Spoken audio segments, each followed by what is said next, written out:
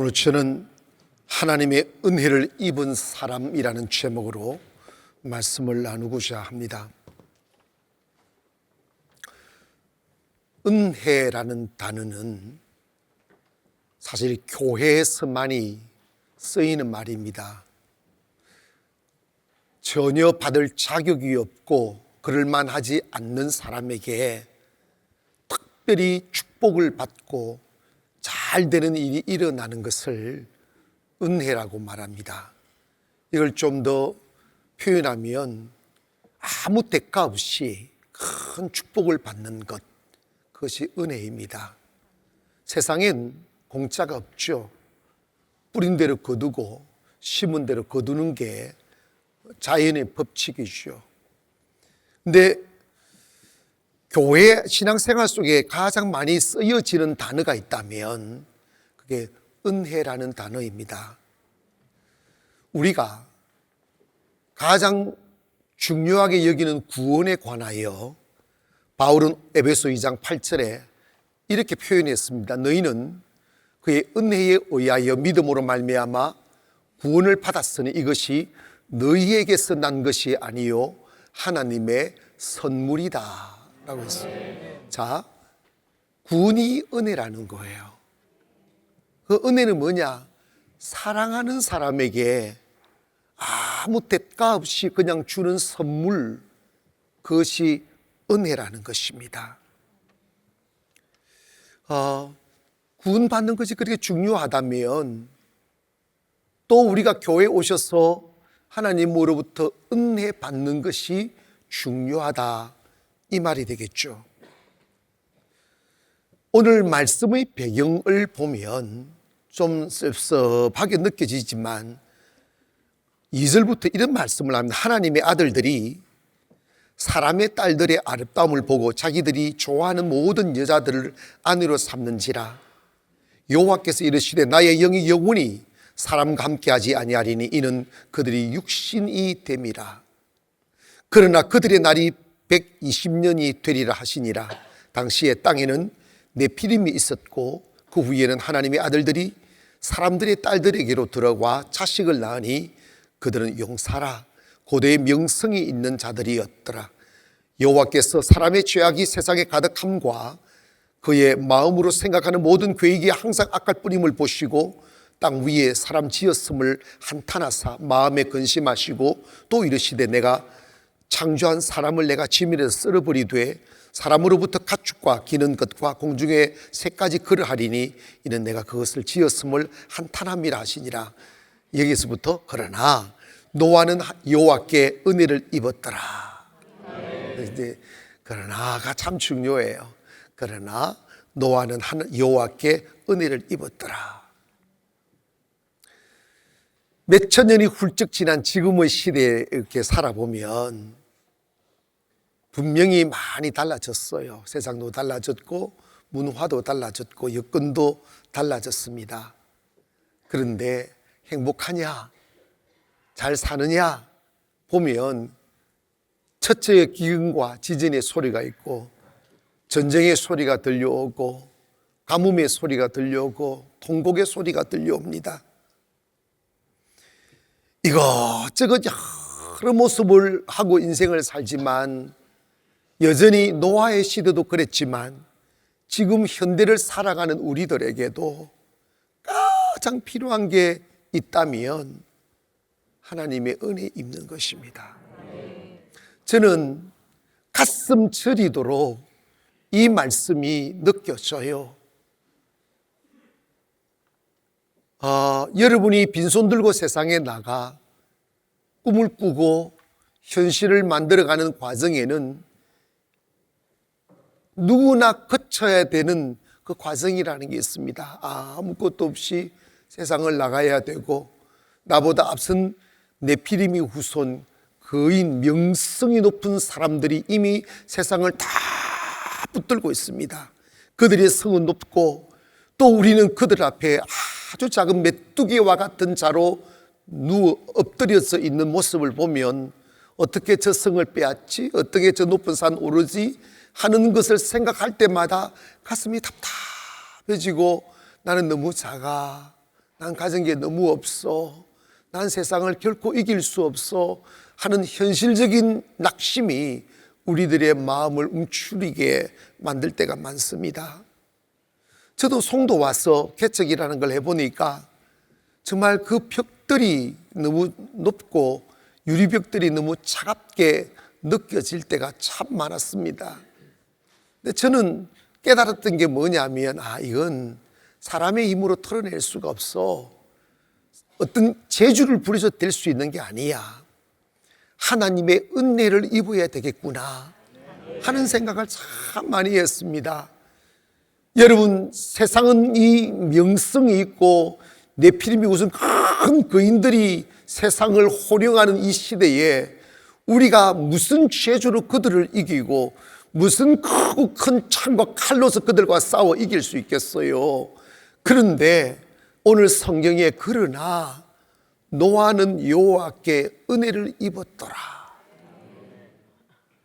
한번 따라 하실까요? 그러나 노아는 여호와께 은혜를 입었더라. 분명한 사실은 그 어떤 시대에도 상관없이, 그 어떤 현실과도 상관없이 세상은 자기의 힘과 명성으로 이길 수 있는 것이 아니라 여호와의 은혜 입은 자가 세상을 이기더라는 것입니다. 오늘 아침에 오늘 저와 여러분이 그 길고 먼 길 걸어 이 자리까지 오셨겠지만, 이제 내 재주, 내 지식, 내 노력, 내 힘으로 세상을 이기려 하지 마시고, 하나님 이 말씀에, 이 이름에 나의 이름이 새겨지게 하여 주시옵소서. 그러나 노아는 여호와께 은혜를 입었더라. 그러나 제가 은혜 입은 자가 되게 하여 주시옵소서. 이 고백하기를 원합니다. 여러분, 여러분의 자식들이 태어나 거친 세상에서 그 거친 물결에 쓸려 내려가며 통곡의 눈물을 흘리며 꿈이 사그러지고 패자의 옷을 입고 슬퍼하며 사는 모습 보지 않으려면 은혜 입어야 돼요.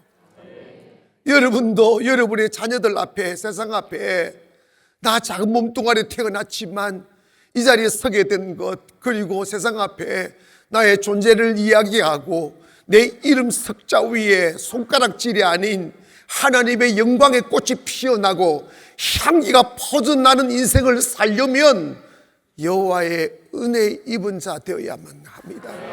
너무나 많은 사람들이 화려한 꿈을 안고 그리고 용기 내어 팔을 펴서 세상 앞에 표효하며 나 이런 사람이야 으르렁거리며 세상을 나가도 몇 발자국 가지 않아 그 낙에 꺾이고 그 꿈 사라지고 그 반복되는 실패 앞에 고개를 들구우며 내일의 슬픔을 어둠으로 삼키며 그렇게 숨죽이며 죽음을 기다리는 패자의 얼굴을 하며 살아가는 사람들이 얼마나 많습니까? 성경을 보니까 시대마다 하나님께서 그 나라를 이렇게 대하시는 모습이 다 다른데, 왕들이 타락하고 종교 지도자들이 하나님으로부터 멀어지고 당연히 하나님께 머리를 숙이며 하나님께 드려야 될 그 영혼으로 이 세상을 사랑하고 세상을 자랑하고 세상을 얻기 위하여 살았던 이 노아의 시대처럼 그렇게 세상을 동경하다 살다 보니까 하나님이 나라 빼앗아버리고 가정 빼앗아버리고 평안 빼앗아버리니까 그 하나님의 사람들이라고 하는 이스라엘 백성들조차도 다 흩어뜨려져서 나라 없이 세계에 방황하며 정말 목숨을 구걸하며 살아가는 시대를 우리는 많이 보았습니다. 그럼에도 불구하고 그 가운데 있는 이스라엘 백성들일지라도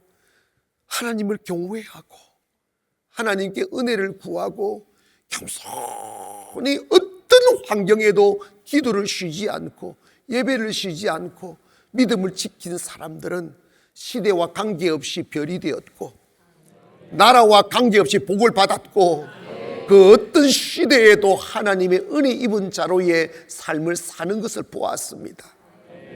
우리가 살아가는 이 시대 정말 위험이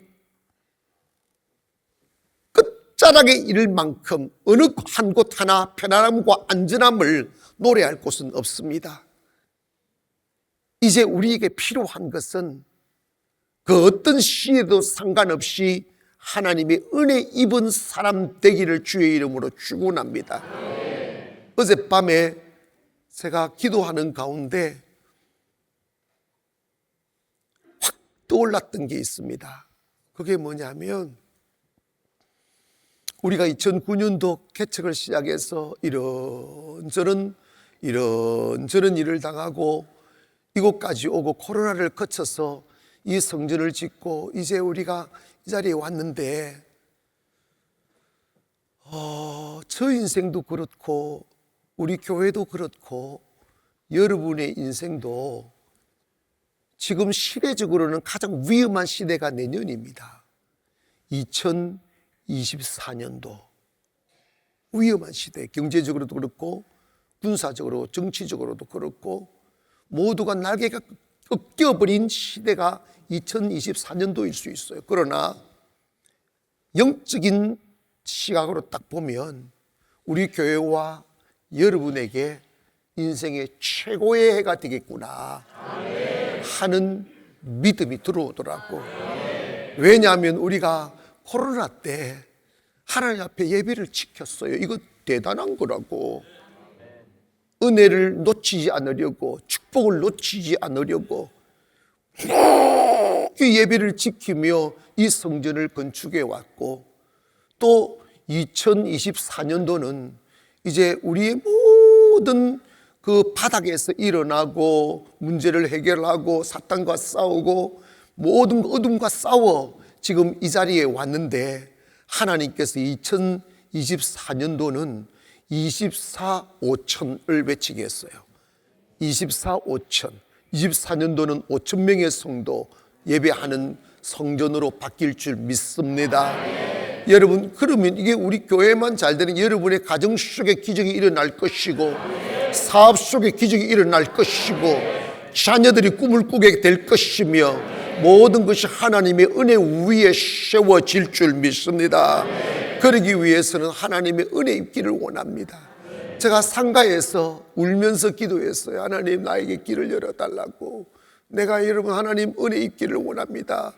내 꿈을 꾸고 세계 선교의 꿈을 꾸고 송도를 왔는데 이 상가에서 시들 수 없습니다. 하나님, 나에게 은혜를 베풀어 주세요. 결국은 은혜를 입었습니다. 그렇다면 여러분에게도 은혜가 임할 줄 믿습니다. 크게 따라합시다. 주여, 저에게 은혜를 주시옵소서. 여러분, 그거 놓고 기도했더니 유일하게 우리 교회에 은혜 있었어요. 은혜 없이 이 자리에 어떻게 올라올 수 있겠어요? 옆에 분들 보고 당신은 헛소리라도 괜찮아. 여러분 있잖아, 제가 깨달았어요. 하나님을 사랑하는 마음도 없으면서도 헛소리라도 하나님 사랑합니다 이러니까 주님 웃으시더라니까. 아멘. 옆에 분들 보고 당신은 은혜 입은 사람입니다. 시작. 여러분이 이 자리에 앉아 있는 것만 해도 여러분 사실 우연히 된 이 자리, 여러분 진짜 기적의 자리예요. 제가 지금도 생각이 나요. 상가에서 열쇠 맨날 받아가고 세부에 고아원 짓고 선교한다고 돈도 없이 땅값도 없이 땅 사러 왔다 갔다 하면서 이 다리를 건널 때 이 자리를 내가 보면서 하나님, 이 자리가 성전이 되면 춘천에서 꾸었던 송도 비전, 세계의 선교의 관문이 되는 교회가 될 수 있을 것 같습니다 하며 그냥 지나쳤어요. 아무 대책도 없이. 그런데 세월이 가니까 정말 그 자리에 기적같이 이 땅을 주님 주시고 기적같이 세우셔서 오늘 이 자리에 있다면 은혜 입은 거 맞다? 그 은혜가 나의 은혜가 되게 해주세요. 고백합니다. 주여, 은혜 입은 자 되게 해주세요.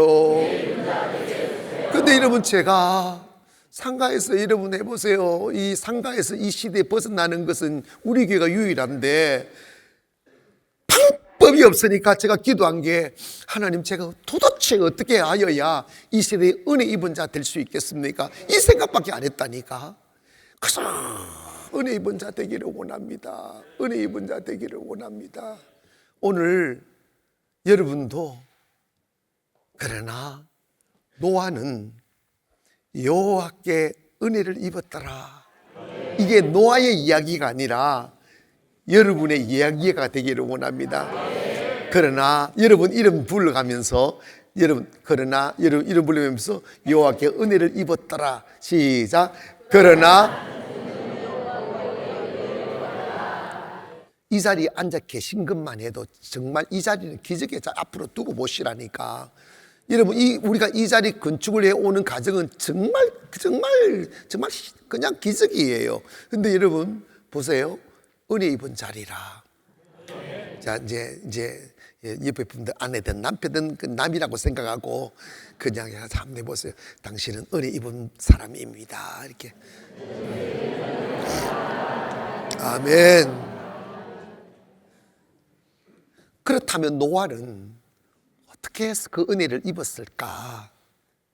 먼저 하나님과 동행한 삶을 살았다는 거예요. 9절에 보니까 이것이 노아의 족본이라. 노아는 의인이요 당대의 완전한 자라. 그는 하나님과 동행하였다. 그랬어. 노아는 의인이고 완전한 자고 하나님과 동행했다. 그랬습니다. 노아의 시대는 믿음을 지키기가 참 힘든 타락한 시대였어요. 사람들이 세상을 얻기 위하여 힘 가지고 재물 가지고 어떻게 하면 하나님의 영광을 위해 살까를 생각하지 않고 쾌락만을 도모하며 산 시대입니다. 하나님께서 하나님의 사람들을 구별했어요. 하나님 섬기며 살아라고, 하나님 영광 위에 살아라고. 그래서 남자를 주셨고 아내를 주셔서 그 섬김의 기초 단계가 가정이라는 거예요. 여러분, 지금 이 시대가 노아 시대부터 악한 것은 가정을 해체시키는 문화들이 나라를 뒤덮고 있습니다. 가정이 건강해야 돼요. 가정이 교회의 기초요, 가정이 하나님의 나라의 기초입니다. 남자와 여자가 만나는 이유는 쾌락을 얻기 위하여 만나는 것이 아니라 하나님의 교회를 세우라고 만나게 해주시는 거예요. 하나님을 예배하는 가정으로 만들어라는 거예요. 그래서 그 교회가 그 가정 속에 하나님이 계시고 그 하나님을 높이며 하나님을 노래하며 자녀들이 태어나면 그 자녀들이 하나님을 노래하게 하고 하나님 안에서 꿈꾸게 하고, 그래서 하나님의 작은 교회가 되면 그 가정이 에덴 동산이 되는데, 노아의 시대는 그러기 위해서는 여러분 사람을 만나고 결혼을 할 때 내 눈에 맞는 여자, 내 눈에 맞는 남자 얻어서 하면, 여러분 있잖아, 맨날 계란 찜질해.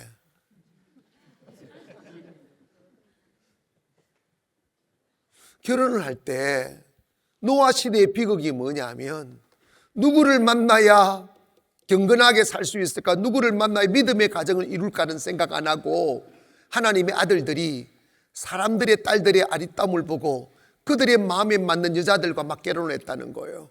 이 말은 뭐냐면 믿음을 보지 않고 육체를 본 거예요. 얼굴만 본 거예요. 여러분 진짜 바보 같은 짓을 하지 마. 뭐냐면 세상은 나를 만족시키지 않아요. 돈도 만족시키지 않고 육체도 만족시키지 않고 명예도 만족시키지 않아요. 강물이 흘러 연하여 바다를 향하되 그 강물이 바다를 메우지 못하는 것 같이 인간의 욕망도 메우지 못해요. 여러분이 정말 행복합니다, 정말 하나님 감사합니다 라고 고백할 수 있으려면 여러분의 영혼이 만족을 얻어야 돼요. 껍데기 보고 결혼하지 말고 속을 보고 결혼해야 돼요. 꿈을 보고 결혼해야 돼요. 노아 시대는 결혼을 쾌락의 도구로 생각한 거예요. 그러니까 사람의 딸들을 막 딸들이라고 그래서 이 여자 끝이고 저거 그런데 태어나는데 이상하게 이것도 거인들이 네피림이 태어난다는 거예요. 거인들이 태어나니까 그들이 장수라 힘 있고 막 돈 있고 막 이 자랑하기 시작하는 거예요. 근데 지금 세상에 그런 거 아닙니까? 세상 사람들이 추구하는 게 뭐예요? 그래서 돈 많이 버는 거, 그리고 힘 가지는 거, 권력 가지는 거 다 미쳤잖아. 그런데 세상이 지켜집니까? 그들이 하나님을 떠나니까 하나님이 그들을 다 홍수로 멸해버리는 거예요. 하나님께서 축복하는 가정, 하나님께서 축복하는 인생은 누구냐? 믿음 위에 세우는 가정, 하나님을 섬기는 가정, 하나님을 예배하는 가정. 이 시대가 아무리 혼탁하고 악한 시대로 바뀌어도 로마서 12장 2절에 너희는 이 세대를 본받지 말고 오직 마음을 새롭게 하여 변화를 받아 하나님이 기뻐하시고 온전하신 뜻이 무엇인지 분별하라는 거예요. 교회는 세상을 닮아가면 안 됩니다. 성도 또한 세상을 쫓아가면 안 됩니다. 우리 마음을 새롭게 하기를 원합니다. 여러분의 가정을 믿음의 가정으로 세워야 돼요. 어떻게 하면 우리 자식들을 배부르게 만들까? 어떻게 하면 좋은 학교 보내니까 여기 고민하지 말고 여러분의 자녀들이 기도하는 모습을 보며 자라야만 합니다. 여러분의 자녀들이 꿈을 꾸게 만들어야 됩니다. 저는 제가 목사지만 우리 교회 다니는 어린아이들이 너무 부러워요. 정말 제 진심이에요. 우리 교회 다니는 아이들이 너무 부러워요. 매일 와서 기도하고 예배드리고 꿈꾸고 또 미래를 정말 좋은 선생님들 만나가지고 공부하고 정말 부럽게 이 아이들이 이런 환경에 자라나고 꿈꾸고 비전너리가 되면 어른이 되고 세상에 나가면 어떤 사람이 될지 아무도 예측할 수 없는 거예요. 여러분, 여러분의 가정을 꿈꾸는 가정 만들기를 바랍니다. 자식들에게 좋은 옷 입히기보다는 건강한 생각을 불어넣어주고 지 맘대로 놀고 쾌락을 도모하면서 그 아이들을 만족시키려 하지 말고 하나님 앞에 예배드리는 모습을 가르치고 예배하면서 기쁨을 느끼게 하고. 여러분 있지 않습니까? 껍데기 교회 다니면 그걸 모르지만 성령의 역사하는 교회를 다니면 아이들이 사람은요 이 영성이 개발돼야 됩니다. 영적인 감각이 생겨나야 된다고요. 그런데 여러분 우리 교회들 보면 젊은 부인네들이 임신을 하게 되면 임신하자마자 교회 매일 와서 기도받고 세상에 내일 해산하는 날이면 오늘까지 교회 와가지고 뚱뚱한 배 가지고 두드려 준다고. 배 너 내일 건강하게 태어나? 그럼 알았다고. 그리고 태어나자마자 20일 만에 와가지고 또 머리 갖다 들이대고. 그래서 3살 4살 배기가 요즘도 그러는데 이렇게 오면 나는 그 말이 너무 기가 막히더라고. 너무 와서 안수를 받아 샀어. 얘들아 왜 자꾸 안수를 받으려고 그러니? 왜 기도 받으려고 그러니? 했더니 기도를 받으면 마음이 편안해져요. 5살짜리가 5년을 살아버리게 인생이 괴로운 거예요. 벌써 아는 거지. 여러분, 주님과 함께 살아가는 삶 행복합니다. 주님과 동행하는 삶 행복해요. 왜 노아는 그런 삶을 살았느냐? 그 삶을 경건한 삶이라 그래요. 경건한 삶. 이 경건이라는 말을 우리가 조금 더 깊이 들어가서 보면 God-like라는 말이 있습니다. 이 말은 하나님을 사랑하는 마음.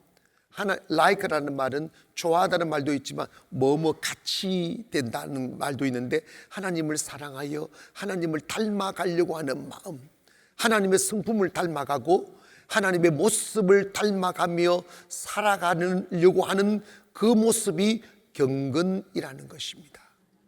여러분, 노아의 시대에 하나님이 사람을 지었음을 한탄했다고 그랬어요. 뭐 했다? 여러분, 한탄이라는 것은 슬픔보다 더 깊은 슬픔이에요. 고통보다 더 깊은 고통이라고.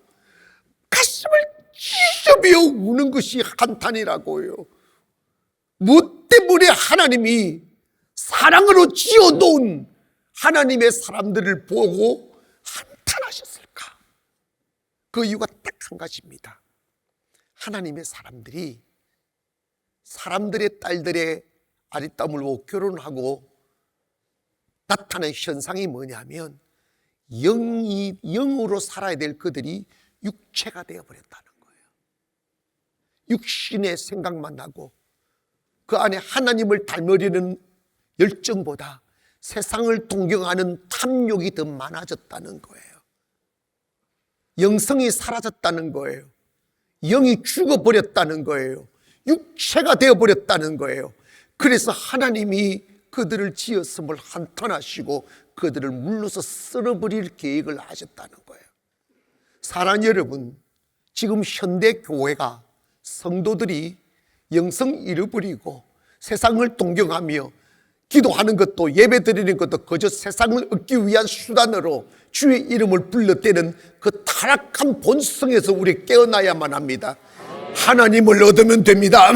하나님 안에 사랑이 있고 하나님 안에 축복이 있고 하나님 안에 본성이 있는 거예요. 찬양을 해도 내가 노래를 즐기는 것이 아니라 하나님의 영을 느끼며, 기도할 때도 주의 영을 느끼며, 말씀을 들을 때도 영을 느끼며, 하나님의 영이 내 안에 들어와 임재 가운데서 하나님께 예배드릴 줄 아는 영적인 예배자가 되어야 됩니다. 하나님의 영이시니 예배하는 자가 영과 진리로 예배할지니라. 교회 들어가 보면 사람들이 육체가 되어서 이성적인 딱딱거리는 소리들만 나오고 깊은 영성 없이 예배하고 깊은 영성 없이 앉아있는 시체들을 놀이하는 교회들이 너무 많아졌어요. 그래서 하나님이 영이 교회에서 떠나버리는 거예요. 내 영이 이들과 영원히 같이 하지 않을 거라는 거예요. 여러분, 하나님으로 하여금 한탄하게 만드는 성도 되지 마시고 하나님께서 여러분의 기쁨이 되는 성도 되기를 원합니다. 구성전에서 매일 예배를 드리다가 토요일은 주일 준비를 하느라고 공식적인 예배를 안 드렸어요. 근데 구성전에 금요일 날 이렇게 예배를 드리는데 주님이 저한테 이 말씀 하시는 거예요. 너 왜 토요일은 예배를 안 드리느냐고.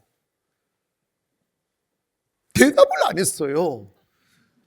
모르셔서 대한민국 토요일 예배를 주일 준비하느라 바쁜데 토요일 예배 드리는 교회가 어디 있냐고.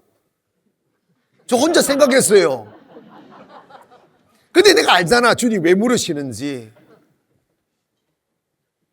그래서 저는 진짜 순종은 잘하는 것 같아.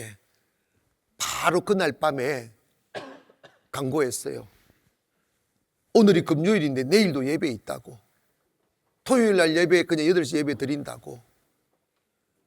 주님이 얼마나 기뻐하시는지 몰라요. 근데 놀라운 것은 토요일이 제일 많이 나와요. 주님은 우리를 예배자로 만드셨어요. 예배하는 걸 그렇게 기뻐하셔요. 예배자가 복을 받습니다. 우리 교회가 왜 잘 되느냐? 딱 한 가지예요. 뭐죠? 예배. 그런데 이 노아 시대는 세상을 자랑하는 시대였어요. 돈 자랑하고 힘 자랑하고 권력 자랑하고 쾌락 자랑하고 여자 자랑하고 미쳐버린 세상이에요. 영원할 줄 알았어요. 그리고 그 삶이 이어질 줄 알았어요. 때가 되니까 하나님이 죽이시더라고. 끝내시더라고. 하나님이 탄식하고 통곡하는 일이 뭐냐? 하나님의 사람들이 영성 잃어버리고 끝까지 가슴에 하나님을 사랑하고 하나님을 닮으려고 하는 열정은 사라지고 그저 세상 쾌락 사랑하고 세상 동경할 때 하나님은 통곡하시는 거예요. 한국 교회가 살아나려면 다시 이 경건으로 돌아가야 돼요. 우리가 원하는 것은 하나님을 얻는 것이라고. 우리가 살아가는 이유는 예배드리기 위함이라고. 내 인생의 가장 귀한 목적이 뭐냐? 하나님을 찬양하기 위하여 사는 것이라고. 이 백성은 내가 나를 위하여 지었나니 나를 찬송하게 하려 함이라고. 하나님을 찬양하려고 지음받은 인간들이 하나님을 찬양하지 않고 세상을 동경하고 세상을 얻으려 하고 세상에 대한 염려와 체리와 근심으로 가득 차게 될 때 거기에 무슨 하나님이 영이 거하시겠냐고요. 내가 빈손으로 서 있어도 내 안에 하나님 계시면 다 있는 것이고 내가 세상 다 가진 듯 하여도 하나님 떠나가면 끝난 거예요. 오늘 사랑하는 성도 여러분, 이 세상 속에 우리가 살아가지만 하나님을 얻기 위하여 몸부림치기를 원합니다. 하나님 다 하나님 얻기를 원합니다. 그런데 창세기 6장 5절에 보니까 여호와께서 사람의 죄악이 세상에 가득함과 그의 마음으로 생각하는 모든 계획이 항상 악할 뿐임을 보시고 땅 위에 사람 지었음을 한탄하셨다. 하나님으로부터 멀어지니까 사람들의 모든 계획과 생각이 악하더란다. 돈 벌려고 하는 것도 악하고 공부하려고 하는 의도도 악하고 사업하려고 하는 그 생각도 악하고 다 악하더란다. 열심히 땀을 흘린다고 좋은 게 아니라 여러분 안에 거룩한 꿈들이 생겨나기를 원합니다. 내가 왜 공부해야 돼? 여러분, 내가 깜짝 놀래. 우리 교회 아이들, 우리 아카데미 아이들, 선생님들 다 성령 받은 사람들, 그 최전문가지만 50일의 기절 성령 받은 사람 딱 가르치니까 3개월 만에 성적이 확 올라버려요. 애들 확 달라지더라니까, 진짜로. 내 인상 씨름이 다 된다고. 그거 왜 그런 줄 아십니까? 꿈이 생기니까. 왜 공부해야 되는지 아니까. 정신이 살아나니까. 아니, 받아쓰기도 못했던 친구가 국어를 100점 맞았다니까. 수학 30점짜리가 100점 맞았다니까. 경시대에서 최우수상 받았어. 여러분 있잖아요. 된다. 꿈이 생기면 된다. 제가 소한테서 영어 공부를 했다고 했더니 아이들이 엄마 보고 그러는데 엄마 소 사줘 그랬는데 왜 그러지? 영어 공부하려고 우리 목사님 소하고 공부했다고 그랬잖아. 그랬는데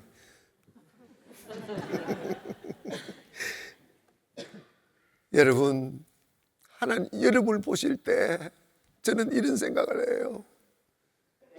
부모가 자식을 볼 때 희망이 느껴지고 손주들을 볼 때 꿈들이 느껴질 때 행복한 거예요.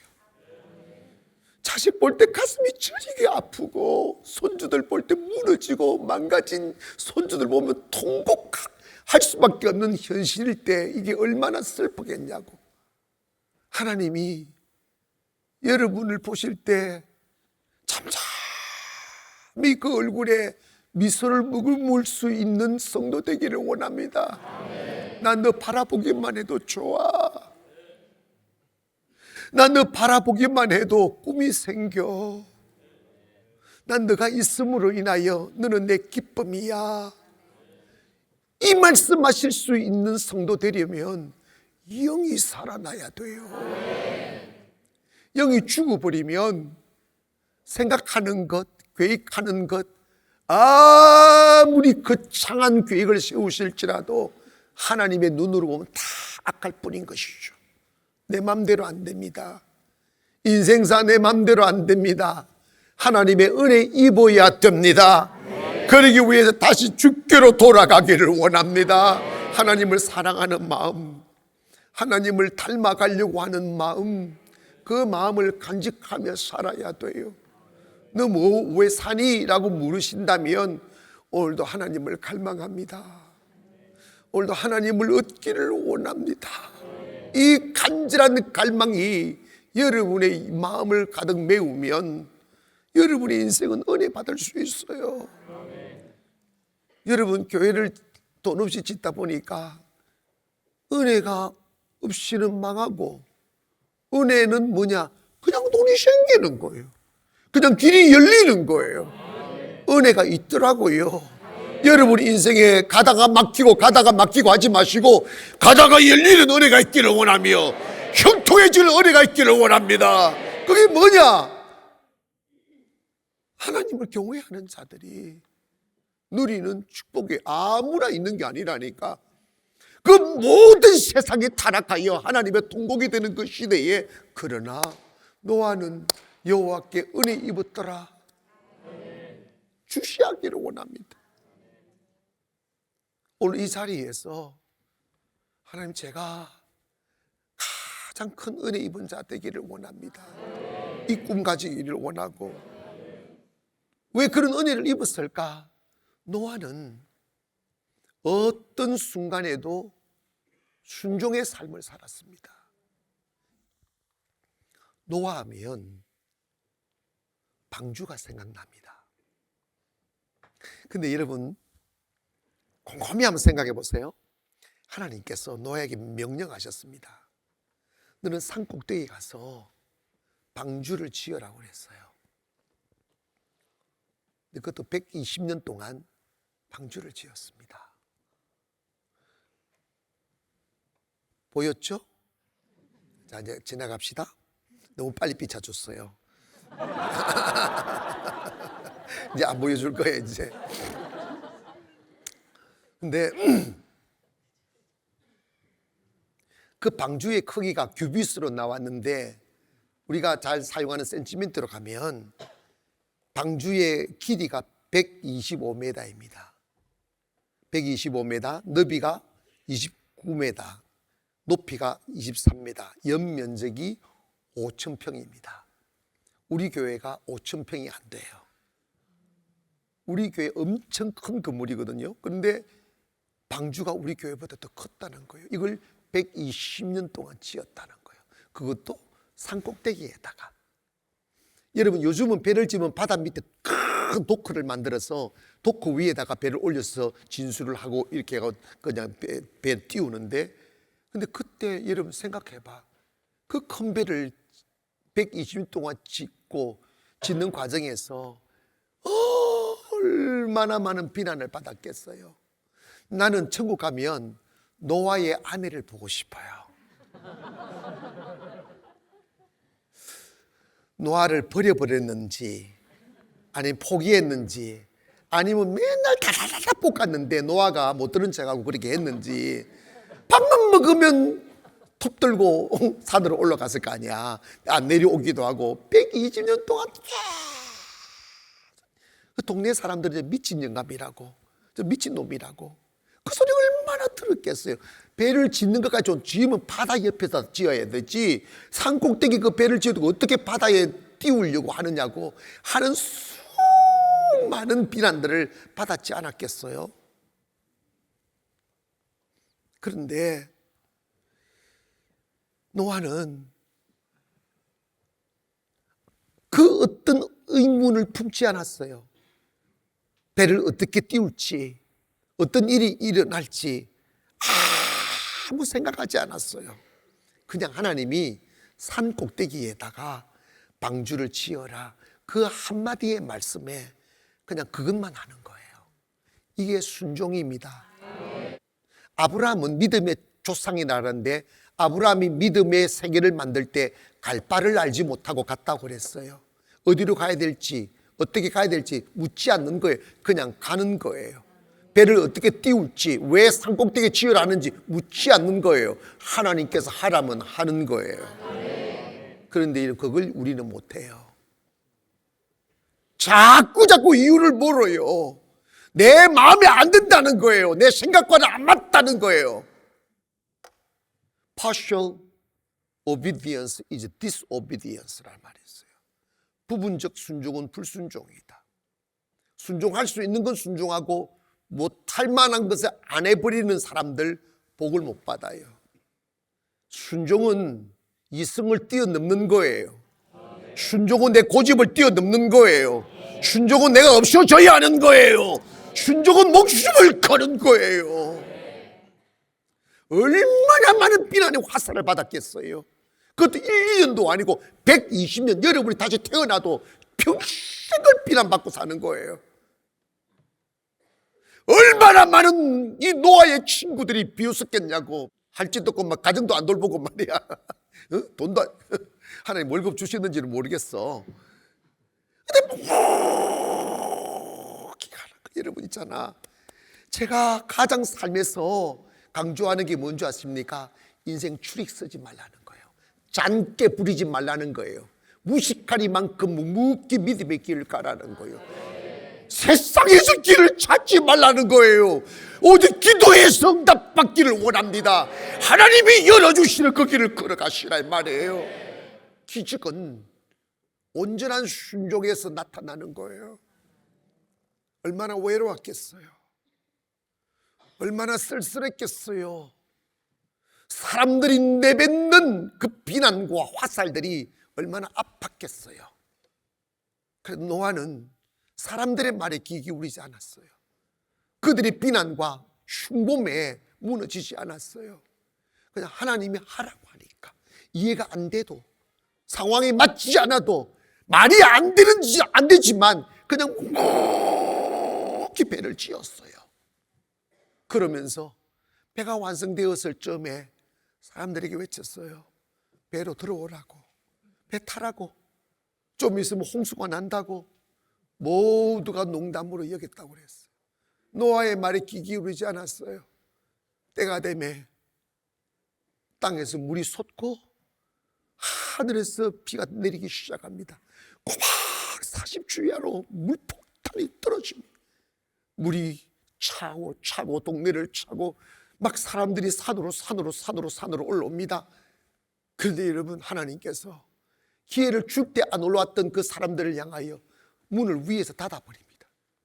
노아로 하여금 인정을 베풀지 못하게, 노아로 하여금 마음 약해지지 않게 믿음의 때가 있어요. 구원의 때가 있어요. 은혜가 때가 있어요. 그때에 은혜 받기를 원합니다. 그리고 물이 차서 그 산 정상에 우뚝 세워졌던 그 큰 방주가 그 물에서 뜨기 시작합니다. 온 주변의 사람들이 노아를 비난하고 미친놈이라고 하고 험담하고 정신 나간 놈이라고 비난했던 사람들이 물에 잠겨서 헤엄을 치고 물을 먹고 두드리기 시작하고 살려달라고. 근데 이미 시간은 지났어요.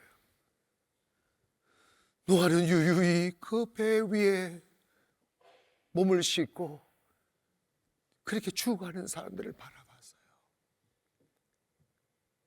세상 다 큰 소리 치고 다 가진 듯 하여도 하나님의 심판 앞에 모두가 침식되어 죽어갑니다.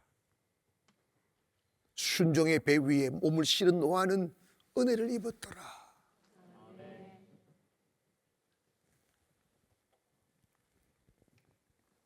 사랑하는 여러분, 이 시대는 정말 노아 시대와 어쩌면 이렇게 닮아 있는지 몰라요. 사람들이 완악해요. 쾌락 사랑해를 하나님보다 더합니다. 돈이 우상이 되어버렸습니다. 힘을 믿고 삽니다. 그러나 지금 우리에게 주님이 요구하는 삶은 순종의 삶입니다. 그냥 예배 드리라고 했으니 예배 드리십시다. 기도하라고 했으니 기도하십시다. 언젠가는 홍수의 때는 오는 거예요. 그때 은혜의 방주에 여러분이 타고 있기를 원합니다. 은혜의 방주에 여러분의 가정이 타고 있기를 원하고, 은혜의 방주에 우리 모든 가난의 공동체가 그 배 위에 있기를 원합니다. 그러기 위해서 우리 좀 순수하게 예수 믿어 보십시다. 좀 순수하게 좀 순종해 보십시다. 왜 사람들이 하는 소리에 귀를 기울이느냐고요. 세상을 잊게 하시는 분도 하나님이시고 세상의 문을 잠그시는 분도 하나님이시다고요. 우리가 죽고 사는 것도 하나님의 손에 달렸습니다. 어차피 예수 믿을 거 그냥 순수하게 한번 믿어보십시다. 주님이 말씀하시는 대로, 주님이 가자는 대로 한번 가보십시다. 그곳에 구원이 있습니다. 사랑하는 여러분, 저는 여러분이 은혜 입은 자로의 삶을 살기를 원합니다. 똑똑한 사람 되지 마세요. 머리 굴리는 사람 되지 마세요. 아무 생각 없이, 아무 의도 없이 그냥 하나님 말씀에 순종하며 한번 살아봅시다. 그것이 여러분을 살릴 거예요. 그것이 여러분이 하나님 앞에 은혜 입은 자 되게 하실 것입니다. 조금 더 시간이 지나 또다시 10년이 흐르고 20년이 지나 여러분의 인생을 뒤돌아볼 때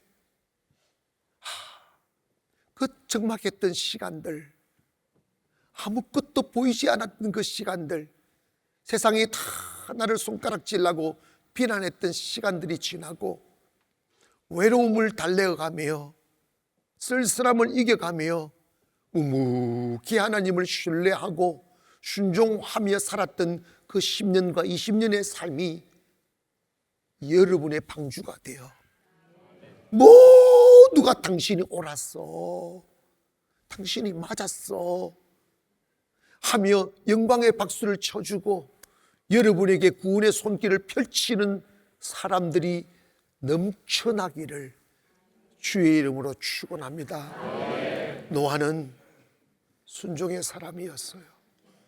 저도 여러분도 맑은 순종하여 하나님의 은혜 입는 성도 되고 가정 되고 사업장 되기를 주님 이름으로 축원합니다. 기도하겠습니다.